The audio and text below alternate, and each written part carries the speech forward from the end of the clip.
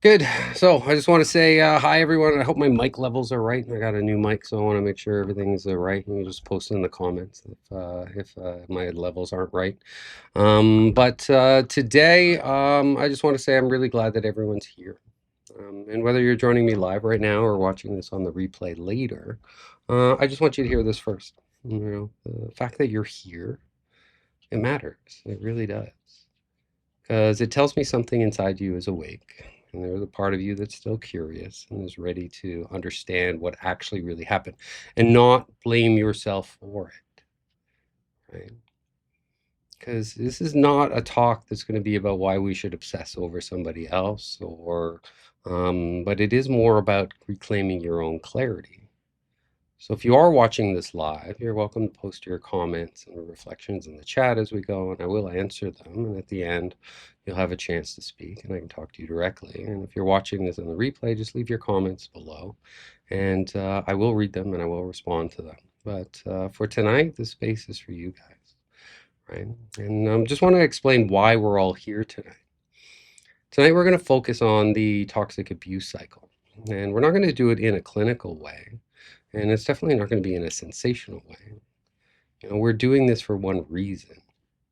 So you can understand the grooming that happened in these relationships and stop blaming yourself for it.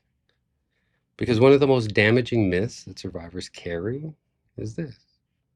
We keep telling ourselves, I should have known better, or I chose this, or this happened to me on purpose, or I stayed too long. So because I did that, it must be my fault. And none of those things are true.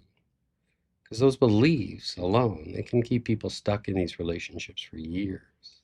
And what this talk is actually about, we're not actually going to talk about diagnosing narcissists at all.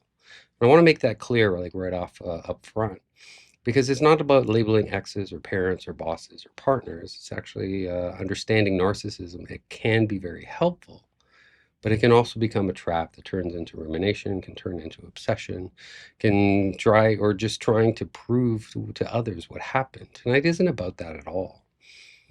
Because tonight is actually about you. It's about understanding, how trust was built in these relationships, how attachment injuries were formed, and how this confusion that we carry, we can replace it eventually with clarity. That's how our nervous system was trained slowly and strategically to tolerate things that we never would have accepted in the start. And that means that there is a grooming process. And because there's a grooming process, it doesn't mean you are weak. It means that you're human. And why the abuse cycle matters is the toxic abuse cycle explains something many survivors can't put into words. Why it felt so good at the beginning and why it became so confusing in the middle and why it felt so hard to leave even when you knew that something was wrong. Because what we're going to learn is this cycle isn't random and it's not accidental. It happened, and it doesn't happen all at once. It actually happens gradually, and it happens in stages when trust and hope are still alive. And that's why intelligent, capable, very empathetic people get caught in these dynamics. And it's not because they lack insight or because the manipulation was woven into connection itself. And when people hear the word grooming, they often think something obvious or extreme. But in emotionally abusive relationships, grooming is subtle.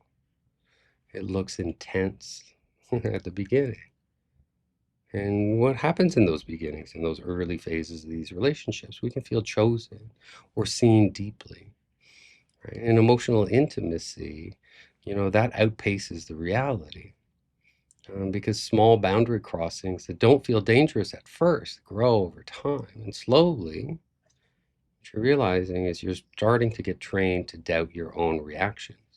Because the whole grooming process, the whole point of the grooming process in these relationships is to get you working harder to fix the relationships when things start to hurt. And by the time the harm actually becomes clear, it's like your nervous system is already attached, it's already bonded, it's already invested. Right? And that doesn't actually turn into a character flaw. That's actually conditioning. One of the most confusing parts of this recovery process can be, you can understand what happened, and still feel stuck emotionally or physically to these bonds. And that's because the abuse cycle doesn't just affect your thoughts, it rewires your nervous system. And during these grooming cycles and this abuse cycle, which I'm going to take you through, your body learns a bunch of things. And you get taught when to stay quiet, when to appease, when to scan for danger. So when the relationship actually ends, the cycle often keeps running in the background inside of you. And that's why education alone actually isn't enough. And that's what the healing process means. It's not going to be one, just realization that just comes out of nowhere and then your life is better. What we're actually going to do in this session is we're just going to break down the toxic abuse cycle step by step. And we're going to name the grooming process. We're going to talk about why leaving doesn't automatically end the suffering. We'll also begin by connecting the dots between the cycle and your healing process. And later on, we'll get into a Q&A, and I'll answer all your questions. And live attendees, you'll have a chance to answer your questions live. And replay viewers, just post your questions in the comment. And I am going to take you through this cycle. Here we go. And this is it. And this guide that I'm going to take you through, it's actually about 60 some odd pages long. And everyone who's registered or on my mailing list, you'll get a copy of this afterwards. I'm not going to take you through the whole thing tonight. I'm just going to take you through the first little bit of it. And next in 2 weeks, we're going to have another session, and I'll take you through the next chunk of it. But what this is just, it's a Narcovery roadmap. Narcovery is narcissism recovery. And this is your survival guide to healing. And yeah, so this is a roadmap to the recovery process. It's not so much about understanding narcissism. There's a lot of information out there, but it's just like that information itself isn't going to help you heal. What's going to heal you is healing you. And this is for anyone who's been through narcissistic abuse, because you know how invisible that you can feel, because the world doesn't always see it. Right? And a lot of therapists don't understand. Like 10% of my clients right now are therapists. So even therapists can get sucked into this. Why? Because therapists are very compassionate, empathetic people, which makes them perfect targets, right? And even you might question, was it really that bad? And what you're going to realize is inside your body's telling you a different story, right? Inside your body, it's just like your body is coming up with self-doubt. Your nervous system is on high alert, and that emotional roller coaster that we kind of feel. We're going to have great days and horrible days, and waking up at 2 o'clock in the morning sometimes. All of these things are part of it. Over time, it's going to shrink your identity. You're going to forget who you were, not even before the relationship, but who you are in general. And the voice in your head actually starts to sound like theirs. And those introjects is what we call them, were survival strategies when you were in that relationship. You needed to have a version of them in your mind so you can anticipate their needs. And when the relationship ends, these voices can keep going around in our heads. And what this document is here to help you is to name what happened, to give it language to the pattern, structure to the chaos, and a roadmap back to yourself. And this is for the ones who are seeking to stop spiraling and start healing. Because it's not just about understanding narcissism. It's actually about undoing the damage and learning how trauma hijacks your body and your mind, and how to reclaim both. And in this whole document, there's a bunch of sections here. I think there's 6 sections in total. But I'm just going to take you through the first section. This is the 4th-part abuse cycle of how it trains your nervous system. You can read the whole document on your own. If you're on the mailing list, it'll be sent out tomorrow or the next day. And we'll start with the toxic abuse cycle. So the toxic abuse cycle is just want you to give you an understanding of what it is, because this is what keeps us stuck even after that we leave, because many survivors of narcissistic abuse recognize this pattern. And even if you don't have the words while you're in it, looking back, you can see it. And this is called the toxic abuse cycle. And while you can feel confusing or overwhelming, the truth is the cycle is not your fault. And you didn't walk into it knowingly, you were groomed into it, and it would happen bit by bit, moment by moment. So we're just going to break this down in a way that makes sense and just honors your lived experience. Because the 4 stages here I'll take you through, which is love bombing, or the honeymoon phase, and then the calm phase follows. Because the love bombing is, like you can see there, I got fiction, and the emotional connection that we get is dopamine, where our brains get hit with a lot of dopamine. But that fiction, that character that they play, takes a lot of effort, and they can't carry that effort forever. So eventually they drop their guard a little bit. And in the background, what happens is tension starts to fall, and then an incident. And this will be a blowout. And then that incident is followed by love bombing. And the incident to the love bombing is very strategic. In the early stages, the incidents are going to be very passive aggressive. They can be talking about other people, to test to see what it is, what your weaknesses are. And then it'll be followed by love bombing, calm, tension, incident, and then another love bombing, calm, tension, incident. And that cycle continues and continues and continues. And what it ends up doing is it targets our self-esteem. And let's break down the phases one by one. And the first phase is the love bombing or the honeymoon phase. And this is where it all begins, because it starts with the dream, right? They create this shared fantasy of what life could be like with them. And that shared fantasy, it can feel like destiny for some of us. And we all grew up on Disney movies and all of these other romance things. It's like Prince Charming shows up on a white horse and saves the day, and it can feel like that because that's what they do. It's like they see what your needs are and they mirror them, and they become exactly what you've been needing. You know, if you're attracted to people that are confident, they're going to be confident. If you're attracted to charming people, they're going to be charming. If you're attracted to attentive people, they'll be attentive or romantic or just emotionally available. But none of it is real, because this early phase is built on manipulation through mirroring, and they read your body language. They listen to you very carefully, and then they mold themselves into your ideal partner. And this often is mistaken for true love, right? Twin flames. But it's actually a very strategic emotional grooming process, and it's designed to disarm your boundaries and win your trust. And this phase is intense because it's meant to be. And when it fades, we get addicted to that early phase.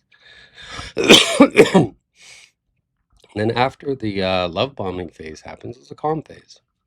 And what happens in this phase is things just start to settle. Right? It starts to feel safe for you to let down your guard because there's no drama here and there's no big red flags early on, but you do feel safe and you let your guard down. So you start sharing more and learn more about you, and you start to share your past and maybe things about your past or pain that you've had, any vulnerabilities that you've had.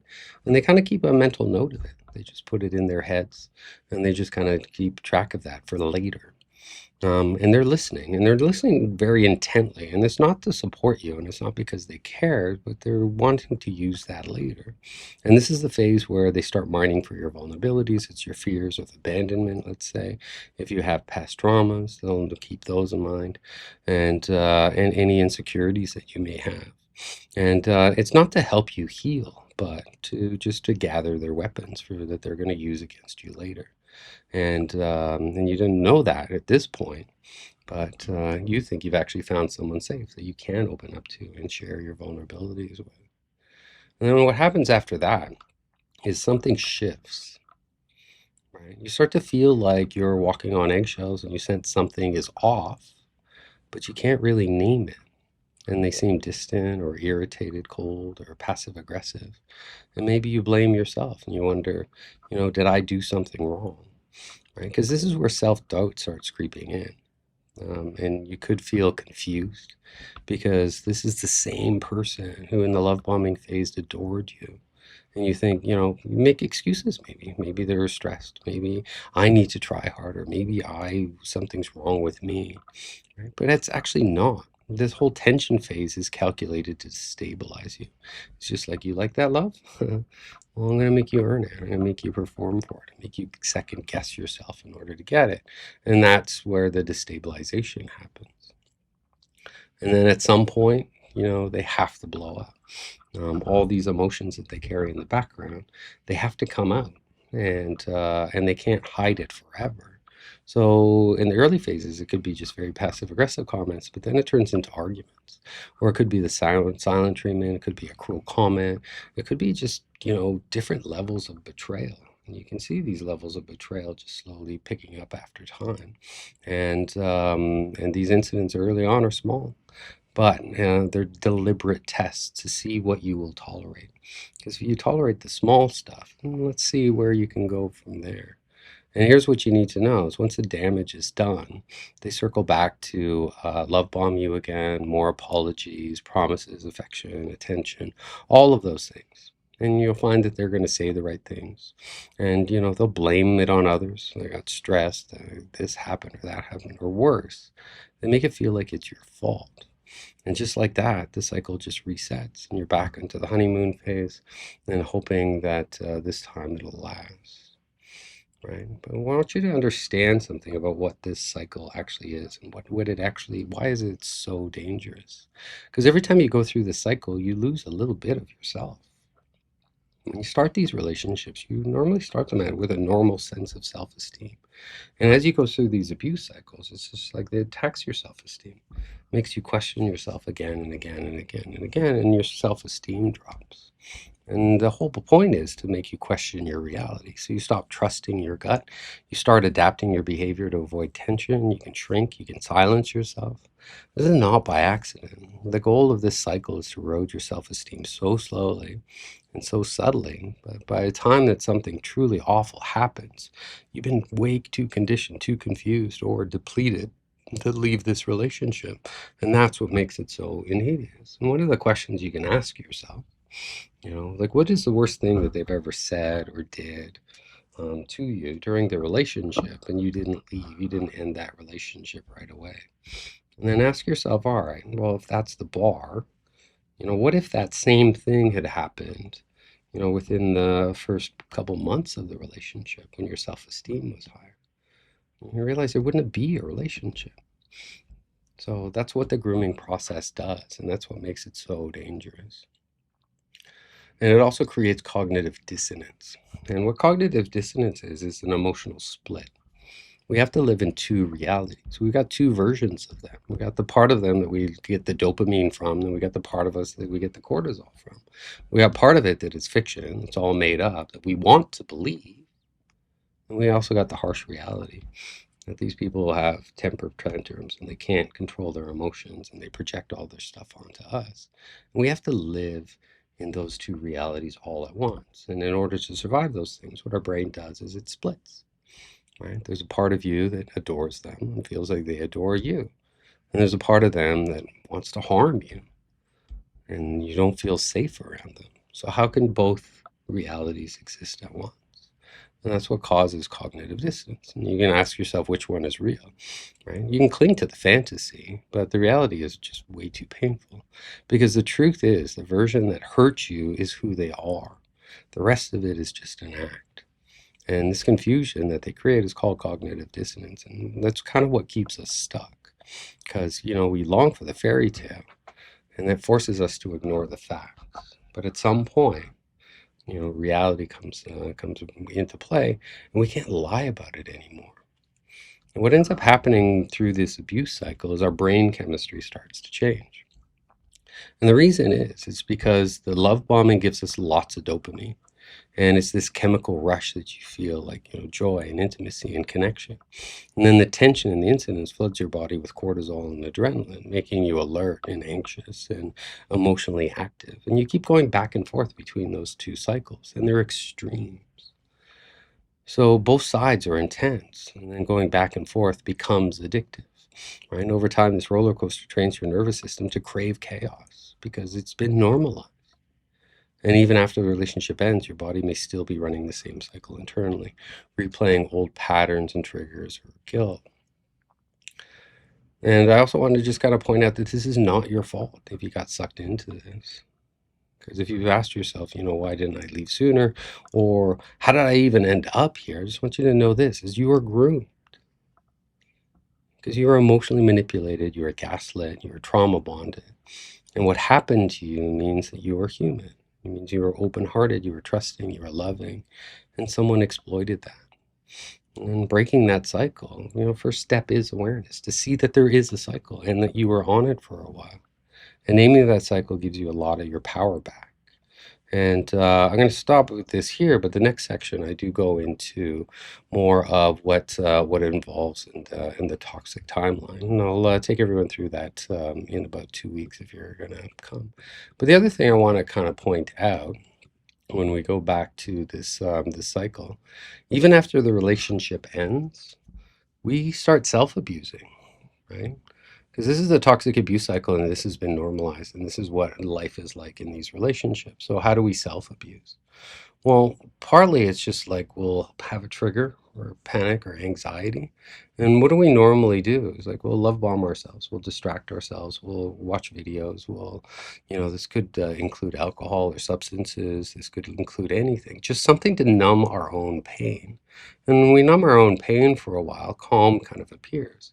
But we don't actually heal those traumas. So the tension comes back. And then we get another trigger, and then we go through the same cycle again and again and again and again. And then we start eroding our own self-esteem. And eventually, and it'll be later on in this deck, I actually talk you through how we reverse the cycle. We start with the incident, the trigger, and we sit in the tension of it. Once that happens, calm appears, and then our self-esteem starts to return. And we have to go through the healing cycles again and again and again and again. Hey, well, something come up and I can't see the presentation. I will send you this recording afterwards. That's in Phoenix. Yeah, the beginning of narcissistic relationships. They study their their victims, like their prey, and that's a really good summation, because it is a very predatory thing that narcissists do. And partly it is because they are chemically unbalanced in a lot of ways, and they are looking for people to reassure them. And just that description points out something really important. And I just want to make sure that it doesn't leave survivors feeling like powerless, because in the beginning of these narcissistic relationships, what's really happening is attunement without empathy. Because a narcissistic person is often highly observant. And what they do is they notice what makes you feel seen, what you're proud of, and where your vulnerabilities are, and what you're looking for, and how you respond to attention and validation or care. And the reason they do that is not to protect you, but because this information actually helps them secure an attachment wound with you and control, and you can call it supply. It isn't just about being prey. It's also about being open and trusting and being a human being. That's what they're looking for. And they use that openness very strategically, because healthy people attune in order to connect, but narcissistic people attune to regulate themselves through others. And that's the key difference. And this is why that bonds that forms with them so quickly, is because they mirror your values, they mirror your dreams, your wounds. So it feels deeply compatibility. Like when you connect, it's just like these very, very powerful connections again. But what you're going to find over time is, like, once you get those deep connections, what they start doing is they start pushing boundaries. They start to create dependencies, and they can confuse your instincts and just reward compliance and push your own autonomy. So if you're looking back and thinking, how did this happen to me? The answer is it's not weakness. It's conditioning through this connection. And that's the moment that we understand. And once we understand that, then shame starts to fall away, right? So I will open up the floor. If somebody has some questions or anything that they want to ask. How you doing, Lisa?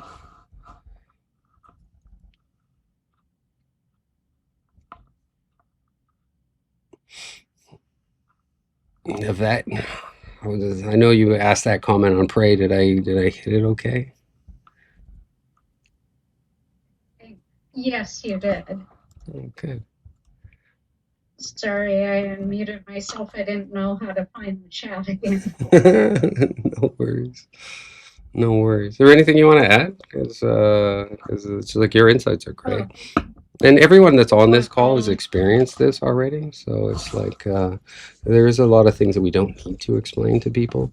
What you are going to find is just like friends and family and just people on the outside. They don't actually understand what this conditioning actually does to us. And in well, time, you kind of touched on it in the cycle of the calm and the tension hmm phase. yeah. But for any survivors of this, the worst thing you can do is confide in any troubles you're having to a narcissistic mm person because they will use that as leverage to make whatever problems you're having worse. mm. Yeah, and I'm sure most of us completely understand what that is actually like. Because what you're saying really well is that we just want to hold what's happening in trust. We want to trust people, but in narcissistic or exploitive relationships, confiding isn't actually met with care. Right? It's actually a collection, the things that they collect, and they collect things like your fears and your dreams and your insecurities and your pain, and they actually store them later as leverage. And you're going to notice all the things that you've confided in come up later in arguments when they withdraw, in subtle put downs as proof that you're the problem. And your nervous system just learns that being open isn't safe. And imagine having a connection with somebody where in your subconscious mind it keeps coming up that if I'm open, I'm not safe. And that's going to shutting down is what's going to keep you from further harm. But there's also another reframe. The problem itself isn't vulnerability because during our recovery process, we do have to be vulnerable. We do have to expose those wounds and those traumas that we carry. And healthy people don't weaponize what you share; they actually protect it. So early in recovery, it's wise to be selective, right? Not closed, but selective of who you trust. Because in the healing and recovery process, the first thing that we need to do is create safety, right? And then feelings that you have, we get a chance to process them. And then the third level is just, finding raw, tender truths. But you can only share those things with people who have earned it. And earning it means that they're consistent over time, that they're accountable, that they're trustworthy. They're that they're curious without being controlled, and there's no punishment for you being honest. And if someone uses your truth against you, you can realize that that's not intimacy. That's a form of manipulation and control. And if someone uses your truth against you, that's information for you that this person isn't trusting. So exactly what Yvette was saying. It's just like with unsafe people, confiding costs you, and safe people, confiding heals you. So it's important that we learn the difference. And part of the recovery is learning that difference slowly and gently without shame. Go ahead, Jen. You can unmute yourself.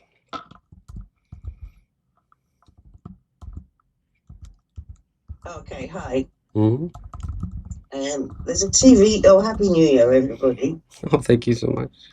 There's a TV series here in the UK, and there's a narcissistic.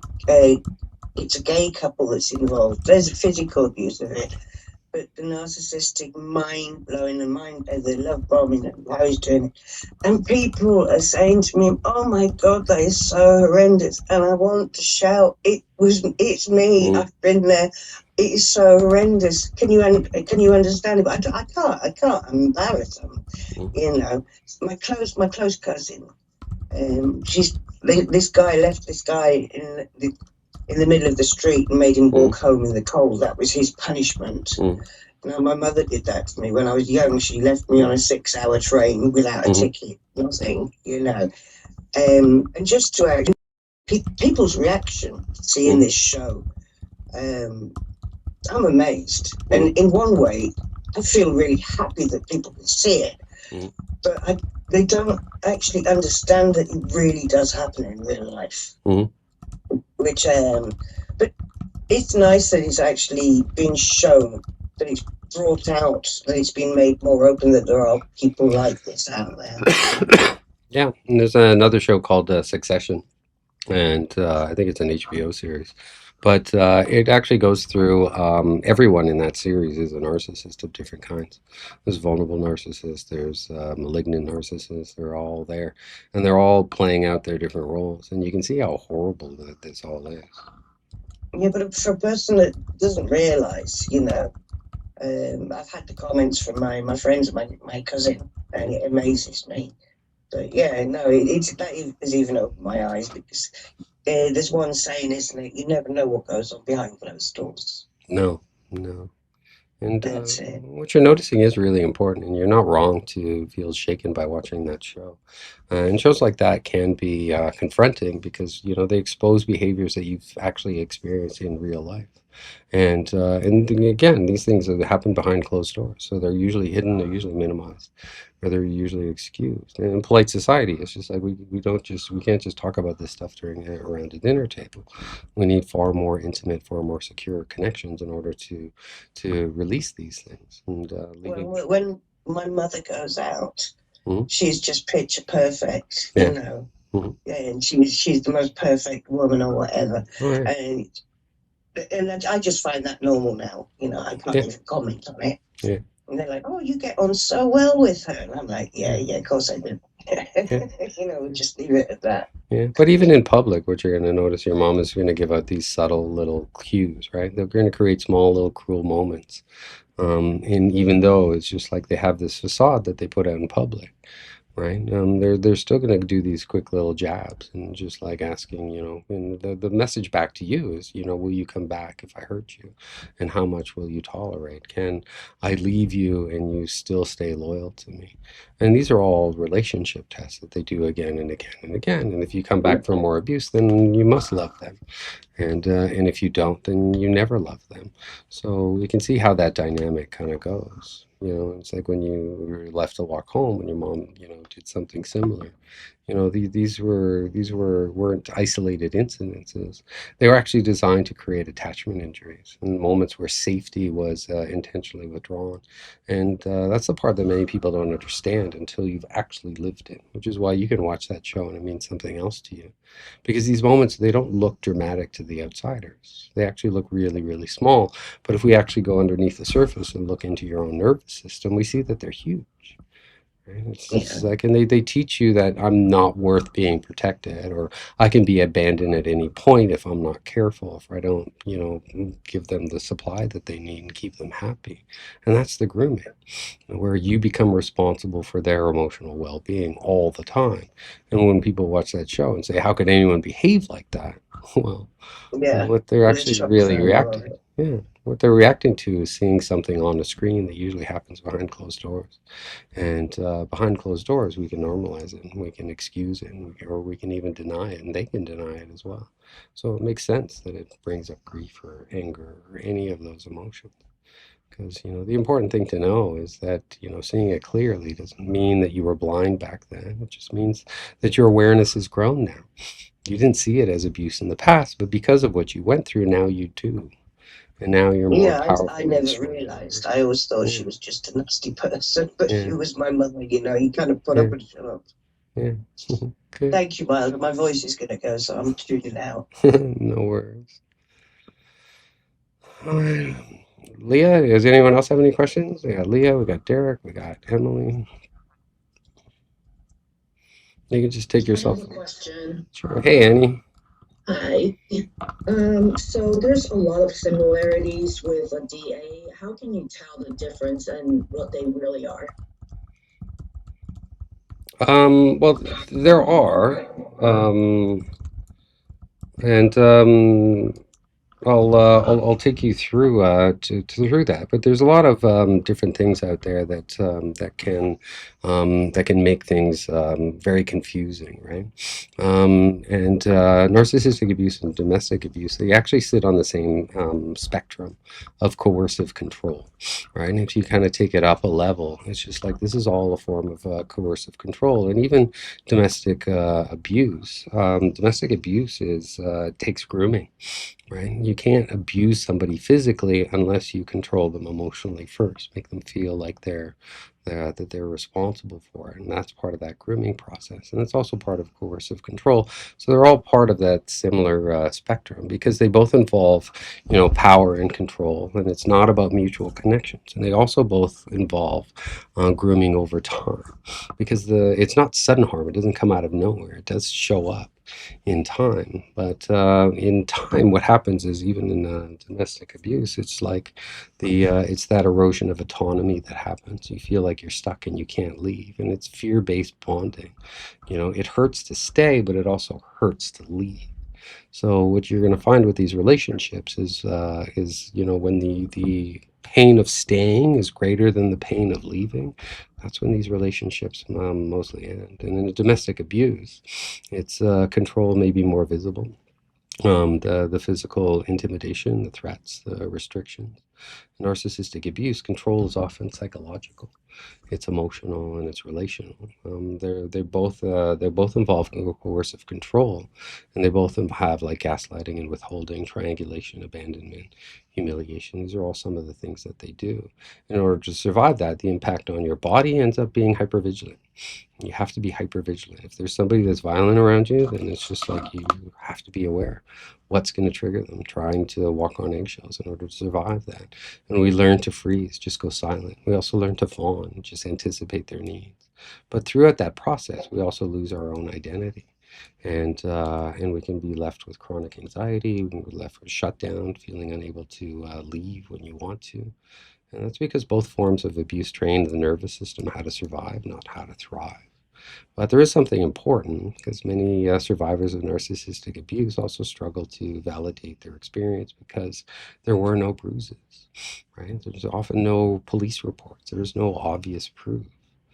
But the trauma doesn't require visible violence. It actually requires repeated emotional threat without an ability to escape. So if it feels familiar to domestic abuse, it's because it is. It's just expressed through different tools. And healing follows the same principles. Restoring safety, rebuilding agency, reconnecting to your body, reclaiming choice, and then breaking those trauma bonds. Right? And you're not exaggerating, like you are realizing that there is a pattern, and naming that is part of reclaiming your power and your autonomy. Derek, Thank you. you're welcome. How common is it for domestic abuse and gaslighting, emotional abuse Yeah, from a how narcissist? How common is it? Does it go together, or does it connect, or a lot of times, if the relationship will start off very narcissistic and it will evolve into domestic violence, and because in order to accept domestic violence, they have to reduce your self-esteem to a certain level, to feel like maybe you deserved it or you can do this. Um, um, so. does the honeymoon stage for that, can it start in childhood? Does Well, it like, connect is to the childhood if in your that? abuser is a parent figure, then yeah, absolutely. But the whole thing is like if you've been exposed to domestic abuse in the past, there's two paths that you can take. One is you can be the victim, or one you can be the abuser, right? Those are two different paths. Right. If you look at there was a twin study that was actually done where twins grew up in the same household, and one became very empathetic and compassionate and anticipated other people's needs, and the other one became abusive and controlling.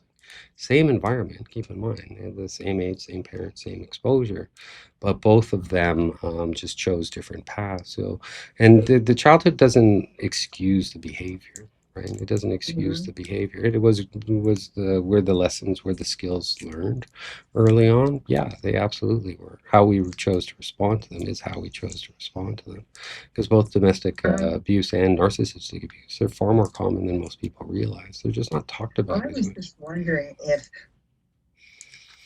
we are groomed in childhood for from narcissists to go into a narcissistic relationship? Well, it can be, yeah. Like if you tend to be a people pleaser, then yeah, absolutely, because you've grown up with those skills, and when you're in these narcissistic relationships, you've normalized it. This is a pattern that you recognize, right? And when things start to escalate and get higher and higher and worse, then you don't necessarily see it until much later on. Go ahead, Derek. Hi, Miles. So I grew up with a wonderful father who was a decent, kind man, but behind the scenes, I had a terrible relationship with him in terms of he was just a rageaholic. As lovely as he was in terms of values, and he just had a temper. And I look back, and it was high blood sugar and high blood pressure, all that kind of stuff. But it was like, go get me the thing now, the thing in the room. And I would say, well, what thing? The flashlight in which room? Your bedroom? Where in your room? And I would like go there faster than anybody, and I look around, and it wasn't on the windshield, the window sill. It was underneath the bed. It was like an impossible task. Eventually, I got so good at finding things, I became a master at hide and seek. I learned about every kind of tool because my dad wouldn't use the right tool for the right job. He literally brought a hammer and chisel to everything. So to your comment, I adapted. I became a really brilliant communicator. I took every communication course. I took degrees and diplomas and certificates because I learned the value of clear communication. I learned intercultural communication. So this was my choice. It's a fascinating thing. My dad made it hard to communicate. I thought, damn, I don't want to be a communicator like that. I don't want to be a person who yells and screams. So it's fascinating how I adapted in that way to overcompensate, right? I became a conflict resolver, a change maker, all these things. I married an amazing woman who everybody loved. She was just a miracle. She was a world-class athlete, phenomenal person. And she had postpartum depression. And she changed. She was screaming and crying, wanted to run out of the house. She was yelling and crying all night. I literally would stare at the phone thinking I was going to get a call saying she killed herself and the baby or just the baby. I don't know. It was terrifying. I didn't know who this person was. And it just got progressively worse. And she started torturing me, like bursting into the room and dumping things on me from the sink because I left one spoon in there. So it was this craziness. And then I moved back home with my dad when we split. And I realized, oh, there's this parallel between him and her, these wonderful people. But behind the scenes, I have this terrible relationship with them. No matter how kind or empathetic or giving or whatever, I try to please them, and there's nothing I can do. But anyway, I'm trying to find the patterns in my life so I don't end up in another relationship that's similar. Yeah. But what you're actually showing is like you're well on your way on this path, right? Because you're able to label things you weren't able to label before. You're showing a level of awareness that a lot of people just never even reach. I just want to just slow it down so everyone can kind of understand what you've already figured out, because I think it is a good learning opportunity for others to see how our childhood wounds can manifest themselves into our adult states. And growing up with your father, you were put in impossible situations. So, what does that mean? It means like you're given unclear instructions. You were blamed for not getting things right, and you felt like you had to rush in order to stabilize him, and got criticized or punished, right? And just it's actually not about the blood sugar, right? Like that can even be an excuse, right? It's not about the blood sugar. It's actually about that chaotic authority that he created, and just uses emotional intimidation on a child that wants love and belonging and connection, because your nervous system wanted that early on. And when these things started happening in your adulthood, you didn't see them as red flags right away, right? But you did learn that I need to anticipate or clarify or translate or manage chaos to create a safe space. And what you're talking about is an adaptive strategy. It's an adaptation, because it's like you learn to be hyper attuned. and you learned to be very, very precise, and you became a brilliant communicator and a conflict resolver. Why? Because you learned how to do that at a very young age.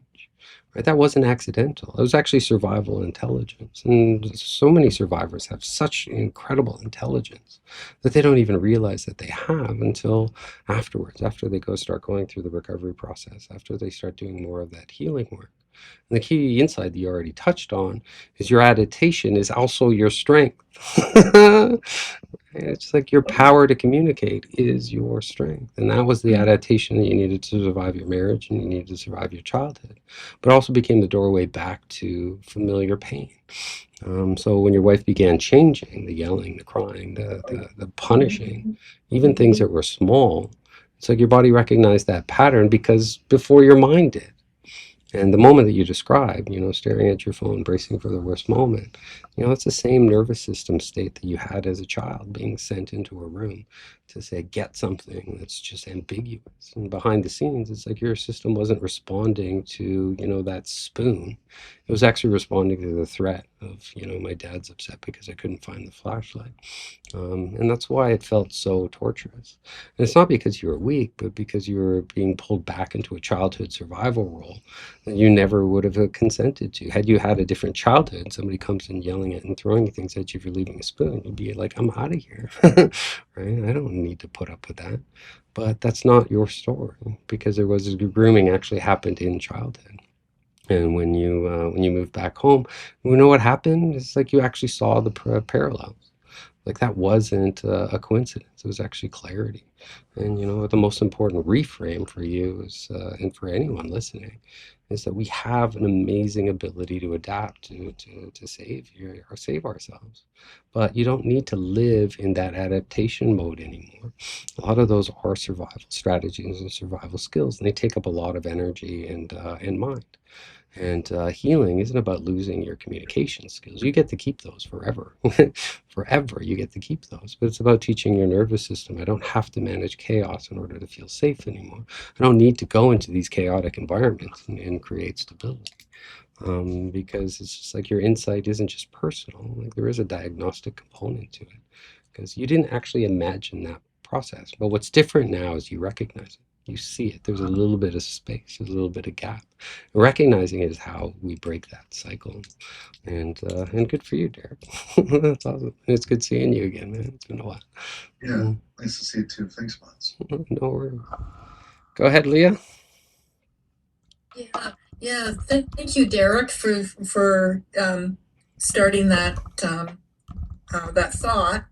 I realized, I grew up also in a toxic environment. I had lots of sisters and a brother and a very highly temperamental mother who was always a victim. I guess looking back, she might have been narcissistic, I don't know, and a very passive father. And I believe I became codependent. And so I guess I was groomed in my childhood and became kind of small. I didn't really speak up, and I guess I grew up to be kind of like a victim. And so in my marriage that I had, he has a number of disabilities, and I became a support person, which is okay. But then I met then we divorced, and then I met my ex-boyfriend. And so we were in this sort of relationship, whatever, this ex-boyfriend and I for 19 years. And I couldn't understand why he was treating me this way, where I was so kind, so helpful, so good. I was everything that he could want because I was codependent. I believe I was codependent. And then, but it wasn't good enough. No, just nothing was good enough. And he was very, very temperamental. And I became sort of like him, thinking, well, I can see his point, so I have to speak up. I have to speak up and fight back. That's what he tells me. Well, then I started picking on my ex-husband, who has a lot of disabilities. and being angry at him. And he says, Leah, he said, you're turning out just like him. Mhm. I said, oh, but you know what? And then I would defend myself. I said, but he's right. But it was really draining. And then this back and forth thing for 19 years, I almost lost my job. Mhm. I had a number of accidents. And but I could see myself as taking on some of his toxicity. And that was the number one that was one of the reasons I thought, oh, this guy has to go. And then I used to read a lot. I used to take the GO train to Toronto to work. Mhm. So I read a lot of books Mhm. until he started getting into my head. Mhm. I could not finish even a few pages on the train. Mhm. I Yeah, and those are all I trauma couldn't responses. concentrate. Yeah, I couldn't Yeah, concentrate. and those are all trauma responses because it becomes Well, then I hypervigilant. fainted on the train, and I started fainting. Mhm. So I was taken to the hospital, and they said you have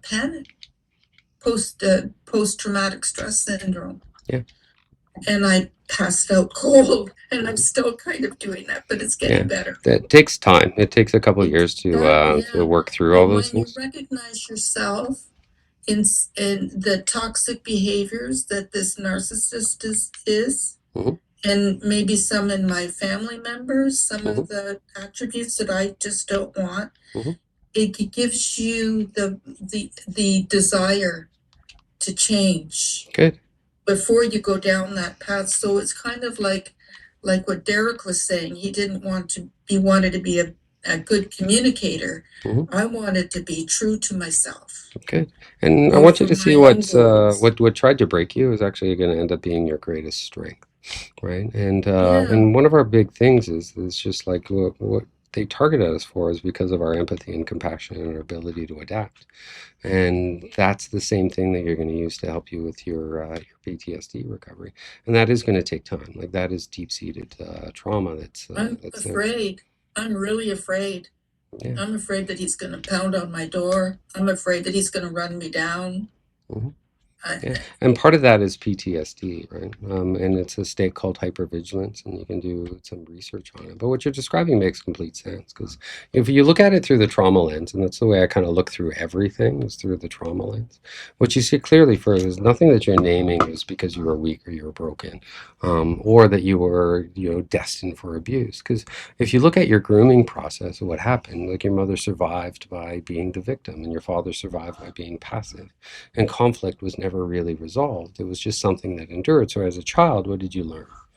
You learned that love meant adapting, and you became a brilliant adapter. Safety comes from being helpful. My needs are dangerous. And that's not a personality flaw. That is not the personality trait that's underneath you. And once we do the trauma work and you come out the other side, you're actually going to see that that's all conditioning, and who you are is not those things. That's the grooming. It's not who you are. And it's not in a dramatic way, but it kind of happens in a quiet way, in a relational way. Because it's just like over time you learn to shrink, you learn to manage other people, take responsibility for others' emotions, because that's how codependency is formed. And when you enter adulthood, it's like, what do? You enter adult, like Derek was saying, it was just like you enter adult, you learn to be kind. You learn to be helpful. You learn to be accommodating. And you stayed longer than you should have. And it's not because you lack self-worth. It's because your nervous system equated endurance with love. If you can put up with this, that means I'm proving my love. And then, you met your ex-partner of 19 years. And you kept asking the same question that many survivors ask. Why is he treating me like this when I've been so loving the whole time? And the painful truth is, and it's also a very freeing truth, is your kindness didn't protect you because you were paired with somebody who exploited it. That's why. Because of the temperament, the volatility, the unpredictability, these people, they're often drawn to people who are trained to regulate others, and that's who you were. You were trained to regulate your mom and your dad, and what do? They lean, they push, they provoke, they push your buttons, and over time, the kind person has to change in order to survive. And you hit a breaking point. I became him. You had to fight back. I had to get angry. I had to defend myself. And there is a state, and you can look it up, but it's called going supernova. It's when you hit the limit of your the amount of abuse that you're going to take, and your nervous system takes over, and you will use whatever tools, whatever that you can to get out of that relationship. And that doesn't mean that you're becoming toxic. What that actually means is that you are leaving that collapse state and you're entering a fight state because the situations you were in is unbearable and something needed to change. Right? I can't disappear anymore is what it's happening. And the problem is like when you don't have healthy boundaries or self-trust, fight can also look like snapping or criticizing or even mirroring their behavior and, turning anger sideways. And then you can look at ourselves and we can think, oh my God, I'm becoming the very thing that I hate. But I'm just going to give you a reframe on that because the reframe actually really, really matters. You didn't actually become him. You borrowed his energy because you didn't have access to your own power. And that's a stage of healing, and it's not a destination. It doesn't mean who you are. And when we go through the recovery process, we'll unpack all of that stuff for you. Because the work isn't about being a better victim or being a better fighter. The work actually becomes, being the protector of yourself, setting your own boundaries, figuring out what it is that your passions and loves and desires are. And boundaries instead of explosions, clarity instead of, people pleasing. These are all really, really important things. And we start to learn self-respect without the self-abandonment. And that's something that takes time, right? Keep in mind, you've been through these abuse cycles for decades. And in order to heal, we need to put you on those healing cycles, and you need to have professional support in order to get you through that. And it's not a quick process. None of my programs are fast. They're all they all require a long commitment. But it's just like you learn that you don't need to be kinder, but you also don't need to be tougher. You just need to be anchored in yourself, and whatever comes up is what comes up. And the fact that you can see this pattern now, that means you're already stepping out of it. That is an old version of you. And as you step out of it, this new version of you that's starting to rise, you can forgive yourself for the things that you said and things that you did. Right? Not everything, as we're kind of leaving these relationships, are so messy. It's just like we can carry a lot of guilt and a lot of shame, but the whole thing is, it's just like you needed those strategies to get out, and that's what happened. You are out. And those strategies that you use temporarily are not who you are. Right? And you're not doomed to repeat this. You're waking up to it. And that's how the cycle actually breaks. Thank you. You're welcome. Thank you. Emily. Hello, good evening. Good evening. So I'm wondering if we're trying to contextualize our own situation and make sense of things.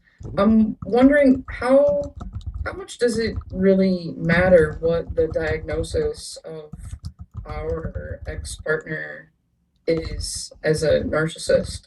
I'm thinking about, I think it was Ruth's question about, maybe they're just a highly avoidant person or codependent person.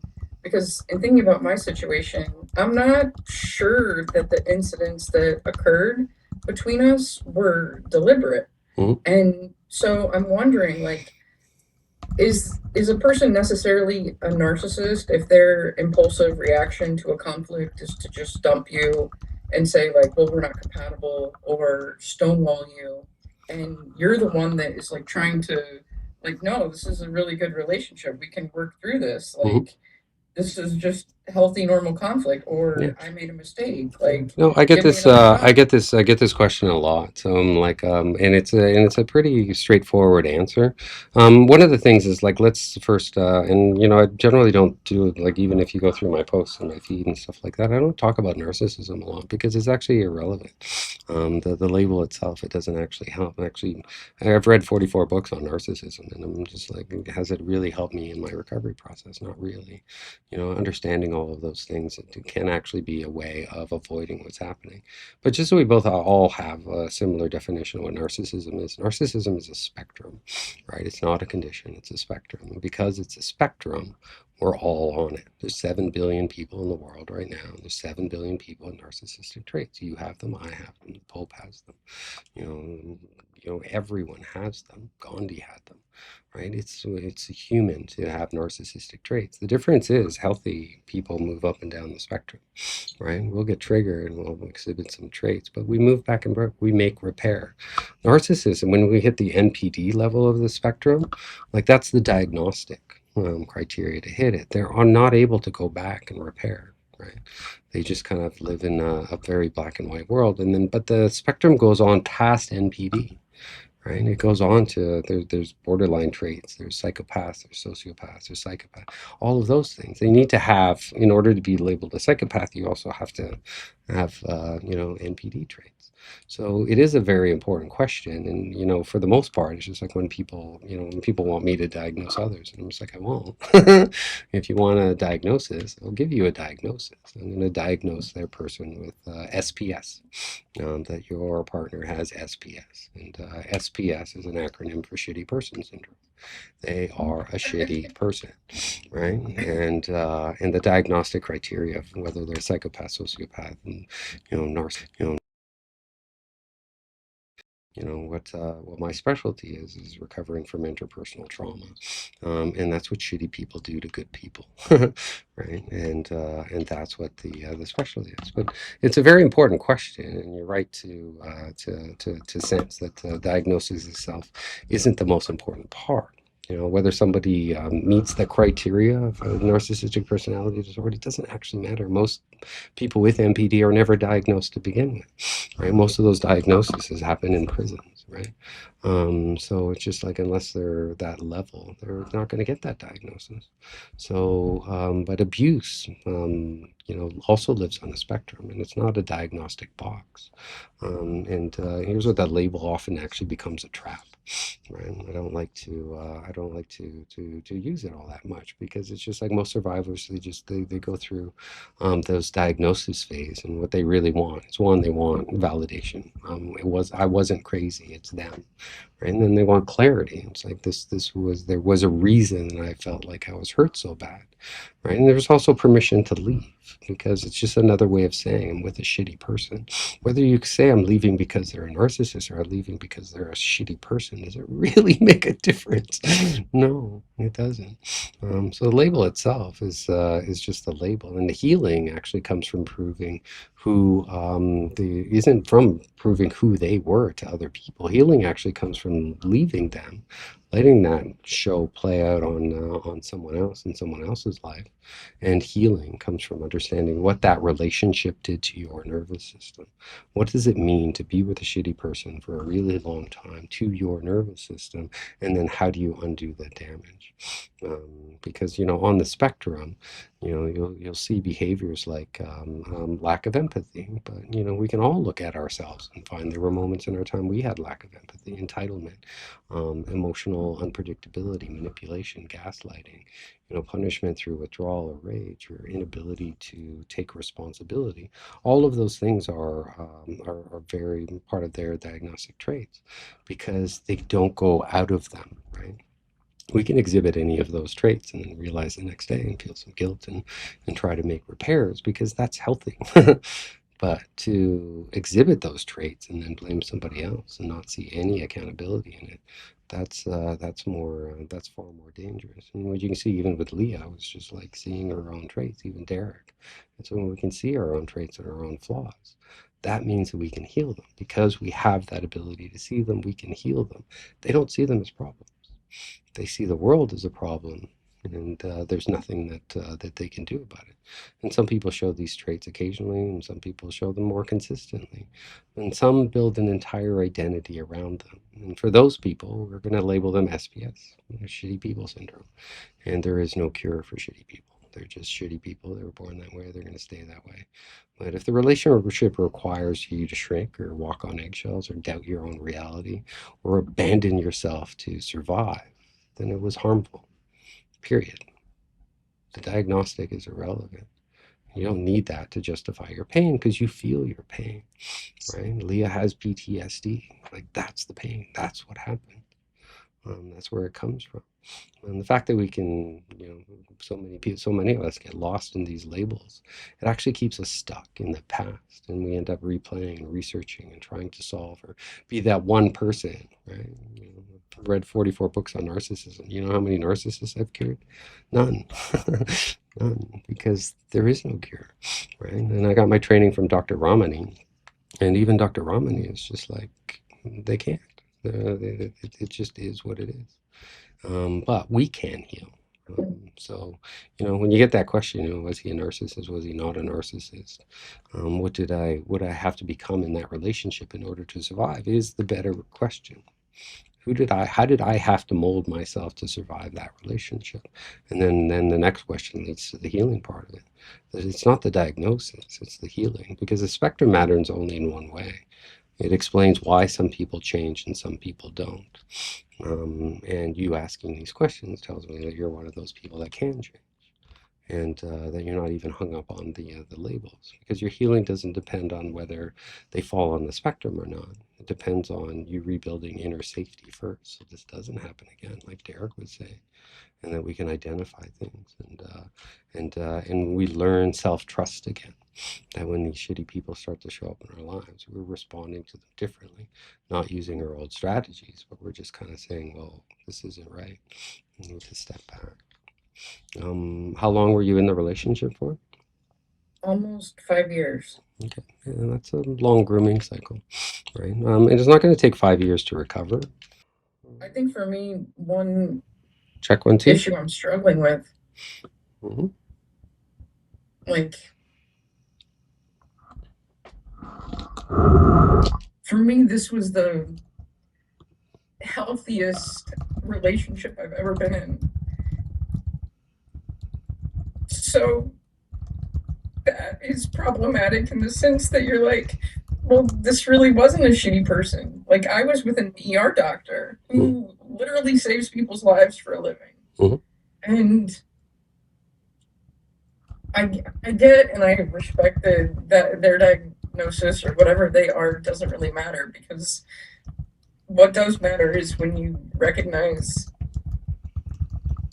when the relationship ended, you were left in a state of trauma, right? I know what heartbreak feels like, but this was not heartbreak, right? And that's a wild realization, to reflect that you're spiraling constantly and you're in this like paralyzing, very painful state of cognitive dissonance. But the reality exists. I thought I was with a life partner. I was being told that I was family, even though marriage was not on the table. And it's very hard when you're left feeling like I would have never left this person. I would have never left this relationship. And this is a great person. Like, anyone who met her would have said, like, she's beautiful, she's intelligent, she's a doctor, she's so successful. So there's part of me that is struggling with, like, well, maybe we just weren't compatible, right? But at the same time, I have to reflect that this almost 5-year relationship ended with gaslighting, no accountability, and very likely like relationship betrayal. And it is frightening to realize that who you saw at the end of the relationship, which was just wild cruelty, that was really who this person was. Yeah, and you've nailed it. And that's exactly the grooming process. And the other thing I want you to think, like a lot of people, we put doctors on a pedestal, right? And we think that those things, but the whole thing is, it's just like, if you actually go through the diagnostic criteria of medical doctors, first off, they have to deal with a lot of trauma. They all come out of medical school with some version of PTSD and some version of trauma. They have to spend all those years in medical school trying to drink from a fire hose, and it's overwhelming, and people's lives are at stake. Like, they all come out with trauma, and how that comes out in different ways is the people that kind of make it through. It's just, I think statistically, and I think Dr. Ramani had actually mentioned this, but surgeons apparently, I think there's a high percentage of them that actually register on the psychopath scale. That in order to survive those environments, you need a certain kind of person to do that. Doctors have higher rates of bankruptcy than most people do. Doctors have higher rates of mental illness than most people do.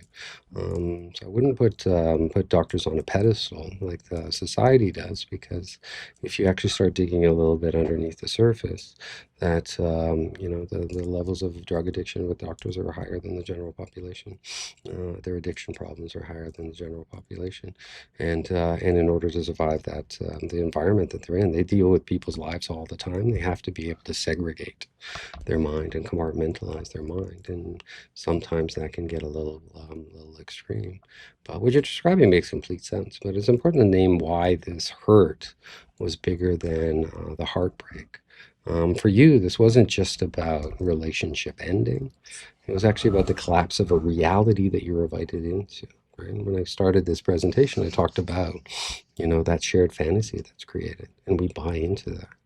And it's not because it was actually healthy. It's because it was healthier than whatever came before, and that distinction matters.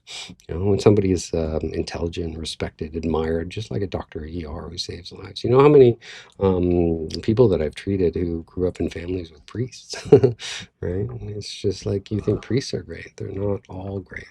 There are a lot of them that are, and a lot of them that aren't. And doctors, I've had dealt with clients with spouses that were doctors as well. That is a facade, what they present to the world, so they can treat you badly, and then the world is just like, but they're so nice. They don't see what's actually going on in the building. And when you're told things like your family or you matter, or that we're deeply connected, even without the commitment of marriage on the table, it's just like you bonded. And that's not foolish, it's not weak, it's actually neurobiology. And that's why when it ended, it didn't feel like it was a breakup. It felt like trauma, and that's what it is. Because what broke wasn't just attachment, it was you lost meaning, you lost an identity that you co-created together. Right. And that's where cognitive dissonance lives. One side of you was admired, one side of you felt saved and looked stable. It's like, oh, this is such a good person. But the ending involved gaslighting. There was no accountability for this behavior. And your own reality was questioned. And the care disappeared when you needed it the most. So your nervous system is trying to hold two truths at once. And it's really exhausting. And neither truth is real. Right? Both truths are real at the same time, and that's what we kind of realize even when we go through the recovery process. When somebody is at the end of a relationship, it's close to who they truly are than who they were at the beginning, because the beginnings were curated, they were met, but the endings revealed capacity. And this doesn't mean that the good memories were fake. You can keep those. What it does mean is that they were conditional.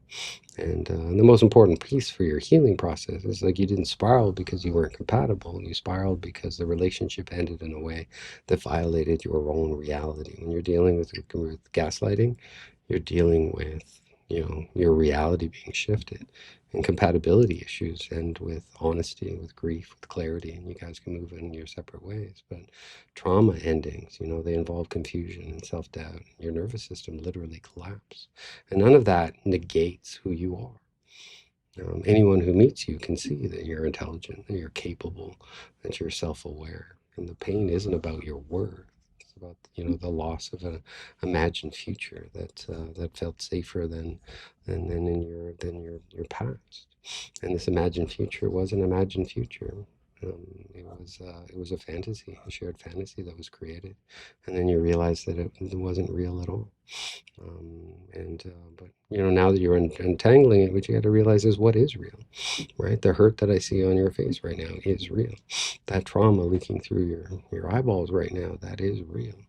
And you're starting to separate from fact and fiction, and delusion and But reality. here's the thing that's useful for you to understand about the girl is if he's telling any truths in that conversation, he's off. He has his weird, yeah, I know, it's still listen to some guy just talking. Is can you hear me speaking? Yeah. It's a play on speaking. What's your name? Shit. Oh crap! I'm I'm sorry. Hi. I'm sorry. I did not mean to have you on audio. All right. Well, I'll just mute you. All right, you're muted. I got iPhone with her hand up. Emily, did that answer your question? I just want to make sure everything's Yes, clear. thank you very much for that. Good, good. Are you working with anyone right now? Like, what's your current state? I was meeting with a therapist, Mhm. but after 4 months, I realized I was being like gaslit by the therapist who Mhm.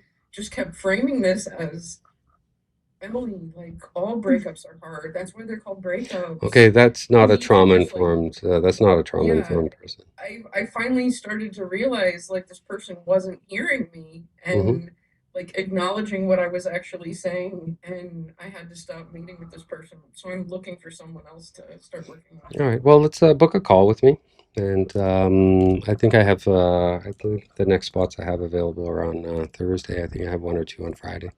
But what time zone are you in? Eastern Standard? Okay, so yeah, we're in the same time zone. But do you have my email address? Yes, I think so. Okay, I'm just gonna post it in the recovery at Narcovery. Miles, I think you're doing a wonderful thing. Thanks, Ruth. I've got a friend that is involved with you, not physically, I mean, but I've seen some big differences in her recovery. Mhm. I've got a lot of questions for you, but Mhm. I don't want to do it. All I know is that I've gone through many bad relationships. Mhm. I've had, a lot of emotional problems due to it. Mhm. I found myself angry, Mhm. and I internalized Mhm. that anger. Mhm. I found that when I finally figured out who I was angry at Mhm. and why I was angry at them, I wrote letters. Mhm. Some of them were dead, Mhm. And I just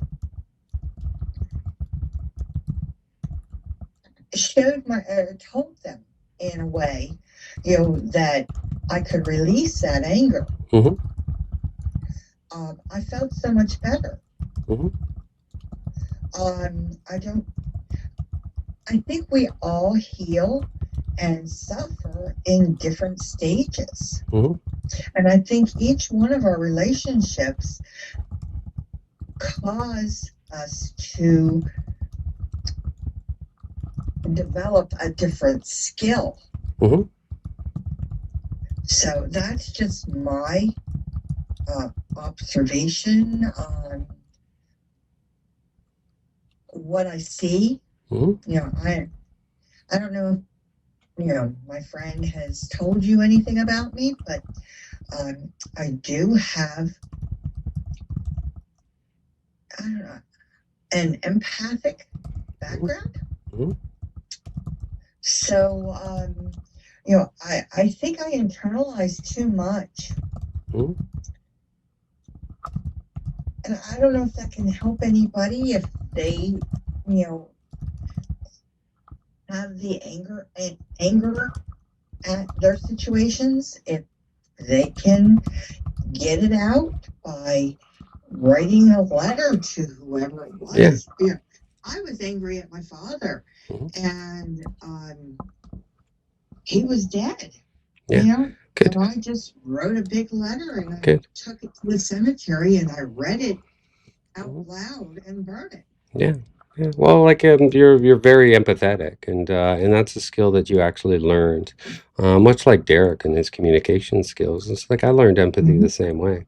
It's just like I'm really good at my job because I can sense what people are feeling, and just I can read micro emotions and little things in people. But it's because of my childhood. It's because of the relationships that I've been into. I had to learn how to do those as survival skills, and you get to keep those. Derek gets to keep those skills. You get to keep your empathy forever and ever and ever and ever. And there is a difference between pain and suffering. Right? Pain is temporary. Suffering is what repeats again and again and again. We've all been hurt.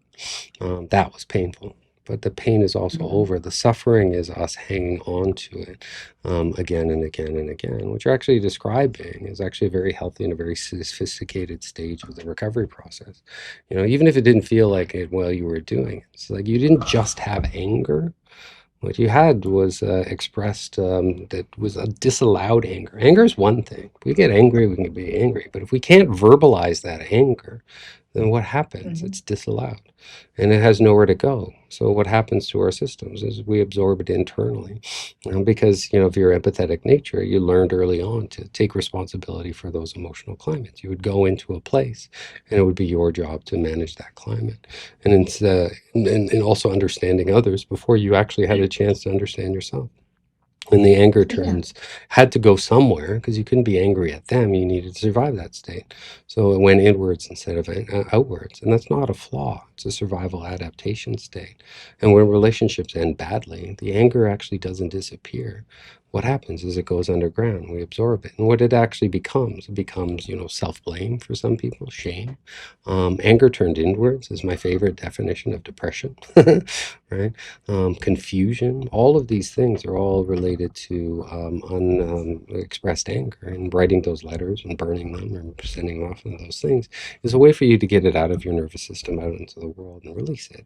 And there's gobs of different techniques. You know, I've worked with Lisa, I've worked with a bunch of other people here, and that we can actually take that energy that's stuck in our system and just start to shift it and move it around and release it in different ways. And sometimes we have to do it physically. Sometimes we have to hit something like a pillow or something safe.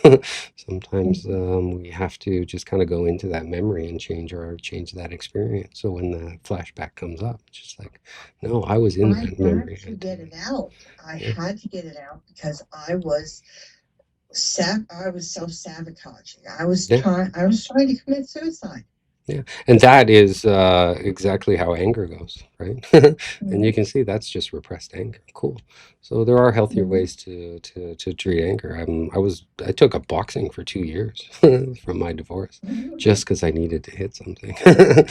And it got to be a pretty decent. It was more like boxer fit than it was actually, you know, it wasn't actually training to be a fighter, but it was one of those things. But anger is not destructive by default. I want you to realize that anger is just an emotion. And what we're going to realize that all emotions are just emotions. I always use this in my a lot of my sessions and stuff. It's just the emotional color wheel.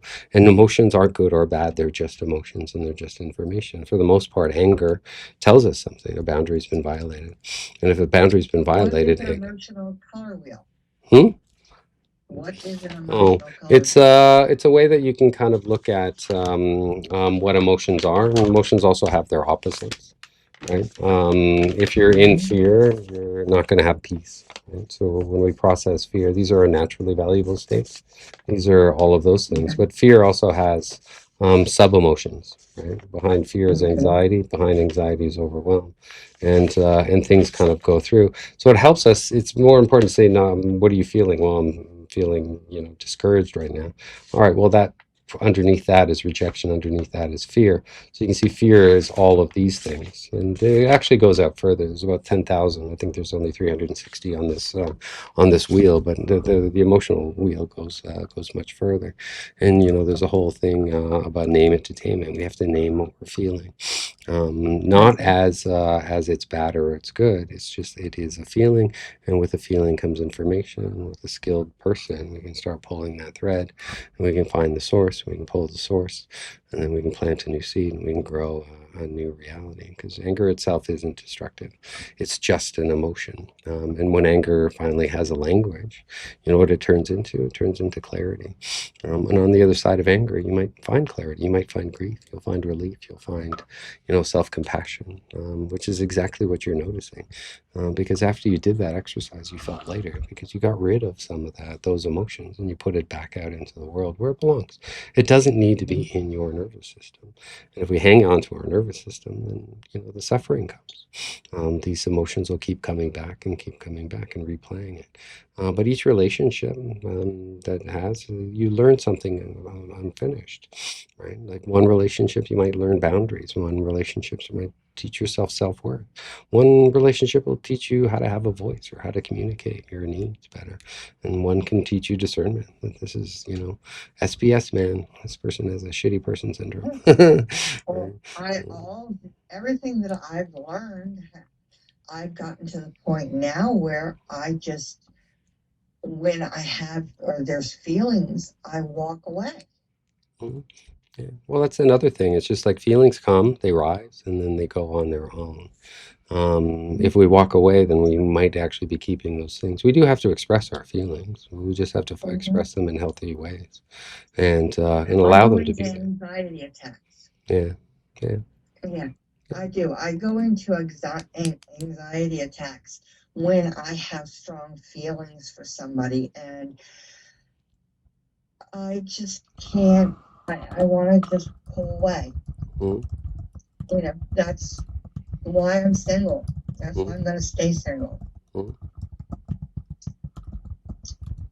So, I can walk into a room and I can feel how the room is, the emotions in the room. Mm-hmm. And it's so strong, it's like it's get away or come or it's fun or nervous or know what I mean? Yeah, no, I have the same way. It's just like going into group settings and things like that. There are tools that you can use to do that, where you can label other people's feelings, but you don't take it on in yourself. And in the past, you had to take on their emotions because they weren't able to process it, and you needed safety, so you took it on. But that's a subconscious covert agreement that you made when you step into a room. If we just kind of do that little work, one of the things I use is just kind of like having a field around you, like a golden egg, and allowing emotions to come into the egg, but not hit your nervous system. Label them, but they're like they're on a TV. You're walking into a room. There's anger over there. There's sadness over there. There's grief over there. There's joy over there. I'm labeling them, but they're not. None of those things are mine. So that becomes really, really important. But you are describing what isn't weakness or avoidance. It's just your nervous system is responding to things that you're still learning how to process in real time. That's something that I teach my clients, is how to process things in real time. We process a lot in our sessions, but even if you talk to my clients, it's just like the work is actually done between sessions. More is done in between the sessions than the sessions themselves. And because it's not so much, whether it's grief or anger or sorrow or a victim story that kind of keeps replaying in ourselves. It's like once we process that, and it's how we apply that and change our lives, that becomes more important. And right now, it's like what I'm hearing from you is you're just highly empathetic and trauma conditioned, right? And so your system doesn't just notice emotions in the room. We subconsciously absorb them, right? And I do the same thing sometimes until I catch myself, and then I can just kind of like, oh wait, not mine. I have to ground myself a Yeah, lot. grounding helps. Grounding's a big thing. Meditation. Yeah, and that's where you can just kind of sit and watch without a reaction and allow these things to kind of flow through, right? But yeah, so what that just tells me is like your system has been on overdrive for a really long time, and I'll teach you skills and tools so we can kind of turn that down, go into a control room, and just start to change some of those knobs, because you are the one that's sitting in the captain's chair of your own emotional control room, and we can move the levers around a little bit. Right? Because your body interprets all emotions as threats.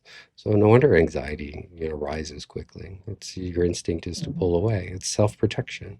And what's happening underneath it often, it's flood of unfiltered emotional input or loss of internal boundaries or, nervous system overwhelm. It's a shift into fight or flight or freeze. And once we kind of notice those things, like, this is too much, or I need distance to regulate, there's an important part. It's just like your response makes sense once. It did make sense once. Because when we're in a flashback, it's just like our mind literally takes us back to the moment where the injury happened. happened, right? And then what did you want to do in that? You froze, or you stayed quiet, or you ran away. Well, what if you changed that response? Or what if you paused? What if you noticed it? What if you weren't afraid of relationships? And you kept, if you can keep your emotions safe and keep the people around you safe, then you can handle things differently. But the work now isn't to shut down your empathy. You get to keep that forever. You get to keep that forever. I don't want to lose my empathy either.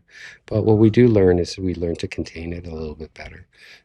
Because you start to learn what emotions belong to you and what emotions belong to others. When your system needs grounding instead of withdrawal, then all of a sudden it's like the doors open up and more opportunities start to show up. And pulling away during anxiety attacks, it doesn't mean that you're regressing. I actually look at those as little, it's like anxiety knocks on the door, ding, ding, ding, ding, ding, ringing the doorbell. Oh, okay. You have something to teach me. If you never open the door, it'll just keep ringing that doorbell. So we do have to open the door. We're going to say, hi, how you doing? What's up? You're here. What is it about what's going on in my life right now that you're here to teach me? And you can kind of sit there and you can have a conversation with your own anxiety, and you can work through it, and that becomes a skill. And it's a skill that I teach my clients to do themselves, because my goal with everyone is to make them self-healing.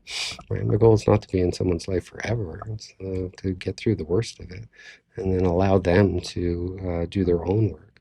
Right? Give them the tools, give them the space, give them the presence, give them the insight. And once that space happens, then they get to grow.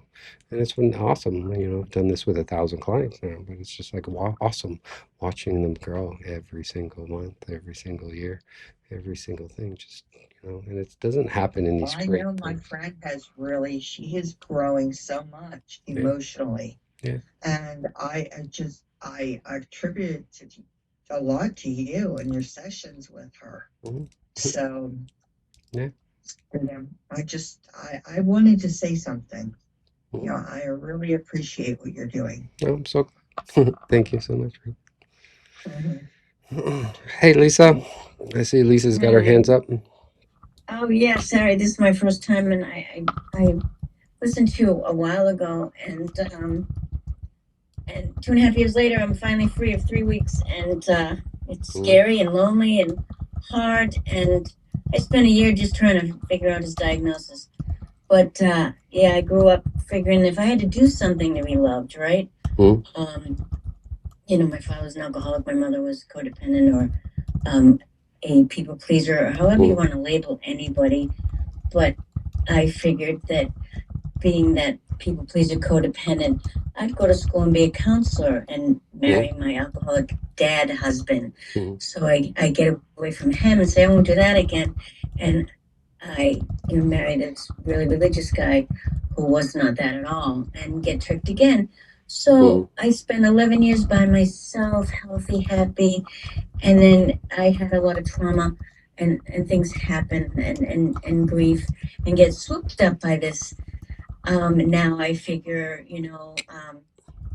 anger, borderline narcissist. Couldn't figure that out for a year. And finally, after me fighting back, which my counselor says you can't become them, and yeah, that ended well. So yeah, and I felt like I was acting like them, but I had to fight back in a sense to stand up for myself and detach and really figure out I don't deserve this. I don't want this. I hate this, and throw them out. So I feel empowered in a sense, but it still hurts. So I really appreciate everything you say and everyone sharing, and it was my soulmate at first for the first 4 months. But the games and the gaslighting, manipulation, and textbook, a borderline or a covert narcissist or whatever label you want to put on, I could read it. But I kept saying, who is this person? And at the end, the cruelty and the names and the yelling but to everyone he knows, I am all that. So that's hard because I isolated myself. But you know what? I know I did everything, and I was the good person, and I tried so hard, and I had hoped and wished that he was this person that I thought he was at first, but it was all a lie. And the lack of empathy it was never there, and I could never help him to be the person that I wanted him to be or change. But I know I can change, and I know that at some point I will be respected by someone. But I have to respect myself and not blame myself because I just didn't see it. I mean, I didn't want to see it. I know all the terminology, but what is it? The emotional manipulator and the codependent. They have that human magnet. They just say, I'll give you take. It's all good. Right? However terminology you want to put it in any book I read. But I was like, this is horrible. And I'm sure he's already had a new supply for, a long time. But it's just, it really is hurtful. And everyone's like, oh, it's just a relationship, get over it. No, it isn't. It's emotional blackmail, it's mind games, it's trauma, it's awful. And I try not to beat myself up, but this is, the third time, you know what I mean? But yeah, I was trauma bonded so bad that it was an addiction. They say, yeah, that's worse than getting over heroin. So you kidding me? It's just a person. But yeah, it was very difficult. I used to listen to you all the time, and I said, I have to join this, and I didn't know how to get on. But no one, even a lot of counselors, they don't get it. Yeah, no, they don't, and like like I was saying earlier, 10% of my clients are therapists, and it's because they get targeted, things like cognitive behavioral therapy, it can work for a short period of time, but it is not a trauma-informed way of getting training.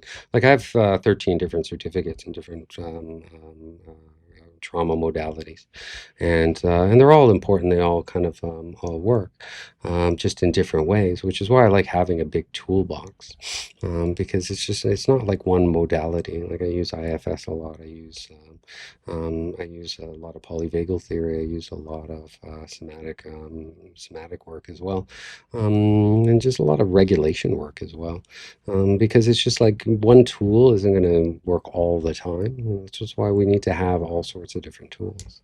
But the fact that you threw them out tells me something really important. It's just like there was a point where reality kicked in, right? Where you were yourself, your system woke up. This isn't right. And even when your heart was still bonded, it's just like your self-protection came back online, and that's far more important for me than if you had just stayed until they ended it. Right? Because what you're describing isn't just heartbreak. This is actually attachment trauma, and it's layered on top of old conditioning. Because you grew up learning I needed to be loved. If I help, if I fix, if I understand, if I endure, then they will stay. And that wiring, it's deep in your subconscious, and we can work through it. But that wiring doesn't make you weak. It actually makes you loyal, makes you empathetic, makes you resilient. These are all traits that you're going to need during this recovery process. And it also is something that I will use to build that base, because I'm going to take all the things that are there, and that's going to be your base, and that's what we're going to use to rebuild and build from. But it also makes you vulnerable to people that take out that take without reciprocity, right? And that's a really important thing. It's just like take without reciprocity. And so when you met somebody who's intense or angry or emotionally volatile, someone you latched onto fast, your nervous system didn't just read that as danger, it read that as, oh, familiar. I remember that. Because that's how trauma bonding actually forms. The love bombing, because we talked about that, it's like that soulmate language that they use. The hope that this time everything will change, the cruelty followed by remorse or promises, the gaslighting, lack of empathy. It all kind of keeps things, we can't explain those things away, because your brain wasn't stupid, it was chemically hooked. And when we're talking about trauma bonds, they do work a lot like addiction. Right? Because the highs in those relationships create these massive dopamine highs, and the chaos creates massive cortisol spikes. And and going back and forth between the two, we get relief. So it's like your system learns to chase the next good moment. And when you finally fought back and stood up for yourself, you felt like, I am becoming them. That wasn't you actually becoming abusive. It was you leaving the collapse and entering a fight for your life. a fight for your sanity, a fight for your mind. And that anger shows up when boundaries are ignored for a really long time. It shows up, when they start using anger to control you, and you use anger to protect yourself. So I'm like, okay, cool, it's fine. There's no guilt there. There's no shame He's there. a pillar of the community. They all Deserves are. a They worship. all are. All And the they're, but that's, manipulation and the words, yeah. and you can't use logic because they don't comprehend. No, and I that's said, how fine. could they not comprehend it when they tricked me into this? Yeah, and it's like, but sometimes I have anger, and sometimes sometimes I'm mad, and sometimes I'm hurt, and so it's emotion. And I said, but I'm a drug and alcohol. Well, I was. I'm retired. I was a drug and alcohol counselor. I was a mental health tech. I knew he had borderline. Yeah. Oh, just wait till I get the right meds and the right this and the counseling. I'm like, no. Yeah. Yeah, you go heal on your own. Yeah, that's good. And that's exactly what you needed to do. And your body did it intuitively. And even though it was messy and it was a crappy experience, it's just like, but you've gotten new radar, you got new tools, you got new things now. You're actually better because of that you were exposed to this than you were before. Because, the cruelty, the name calling, yelling, the smear campaign, which is probably what you're dealing with right now, lack of empathy, all of those things. There aren't signs that you failed, they're actually signs that the mask couldn't stay on once you stopped abandoning yourself. That relationship would go on forever if you kept abandoning yourself. And you said, hell no, I'm not going to do that anymore. So there's a reframe that you can use. Like, you didn't lose a soulmate. For everyone here that feels like they did. It was fake from the first minute of, I like everything you like. Yeah, of no, course. you really didn't. Yeah. Yeah. You lost the hope that somebody, unsafe would become safe. And that's a reality that all of us had, right? It's just like it's gone. And then that grief that you're dealing with, that bond, it cuts deep. And you didn't exaggerate the pain. You're not weak for feeling it. But healing now isn't about, getting over him. It's about detoxing your system first, right? Those same skills that you teach your drug and alcohol addiction things are the same skills you're actually going to need to use on yourself. I think I slept for the first week. Good, yeah. But it's like, that's hi, I haven't talked to detox. you for a while. I know, you're detoxing. That's what I felt like. Yeah, but I really feel like there is hope for me. And like I said, I slept. I talked to people I hadn't talked to, and I think that I'll be okay. Yeah. But and it's even though other people, I can't be. And you said this before. You can't worry about what other people think. Yeah. Because I do. I said, I know myself, and you're not going to make me feel as bad as you feel about yourself, because I know who I am. And so I said, you're the biggest lie I've ever met in my entire life, was my final goodbye. And so I felt empowered, and I think we can all feel empowered by someone that has to lower themselves to call you every name in the book. It's like, really, you got to do that? Yeah. So well, thank you so much. I'm so glad. Thank you. All right. Is anyone else? Otherwise, we should probably wrap it up. And it's gone a bit long, but thank you everyone for staying as long as you have. That's amazing. Well, thank you. Lisa, I see you have your hand up. Hi. It's my turn, baby. Yeah. I love your screensaver. It's the meme with the dog. That is my dog, who passed away last month, and that's kind of part of my question. I'm just going to really quick change the subject and hopefully squeeze this in before you're done. I have a question about. I'm sorry. Can you say that again? Boundaries. Okay. Can you hear me? Okay. Yep. Okay. I am 16 days into my freedom, my recovery from my narcissist. And I have a question that has been plaguing me for 9 years. So what kind of strategy can we turn to if the toxic partner refuses to honor or even is able to compromise a boundary that I've set? In my case, he began smoking cigarettes in the house. For 3 years, we lived in a 14-foot trailer, and it was ridiculous to smoke indoors. And as soon as we moved into a real house, everything changed. And he refused to smoke outside unless he wanted to. At this point, I was understanding what narcissism was. I was starting to put pieces together. I was detaching. I was almost at radical acceptance. This was an obvious tactic. It was a huge trigger for me. My dog was passing away and he was smoking in the house. It was just sick. And I couldn't do anything but go outside, remove myself from the situation, fans on, windows open. It doesn't matter. He didn't care. And I, for so long, was like, why do I have to settle for this? Why is there no answer? And that's just, he's gone, and my house is so clean, but you haven't that because I was plagued forever. I did not know what to do. I didn't know what to do. He did not care.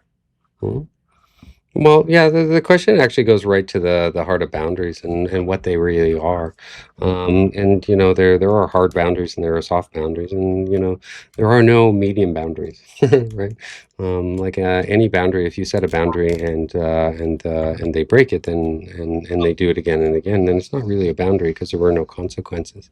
He could smoke, upset you, and still keep smoking. So it's just like for him, there was no boundary there, because they didn't see it. But the heart of boundaries themselves, and why they often fail in abusive or narcissistic dynamics, is a boundary is something that you convince another person to. It's not something you convince another person to respect. A boundary is something that you do, right? It's not something that they have to agree to. When it refuses to honor a reasonable boundary, like not smoking inside your shared space, that's not a misunderstanding. That's information. It tells you that your comfort doesn't matter to them. Cool. All right. You broke my boundary. I don't matter to you. That your needs seem to be you're negotiable. You can just negotiate your needs. And power matters more than this partnership does. And that was just a way for him to show his power over you. And you can't set a boundary with somebody who benefits from crossing it. And that's the whole thing with people with these toxic dynamics, is they get a real kick out of crossing your boundaries because it reminds them of how powerful they are over you. And So there's nothing I could have done. No. Right. You could have actually escalated it, and those are one of those things. But that's why that you noticed became just a huge trigger for him. And it's not because your request was unreasonable, but because your boundary threatened No, the he dynamic. knew it. He knew.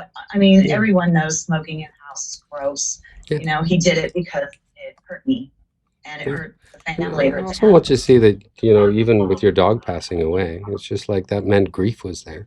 And he didn't, and you needed care and you needed empathy. Instead, you were met with indifference. And the moment often becomes, the breaking point, because your nervous system realizes, I am alone in this relationship. So that's not actually a relationship, is it, if you're alone? So when you ask, why did I have to settle for this for so long? Well, why there's no answer to that.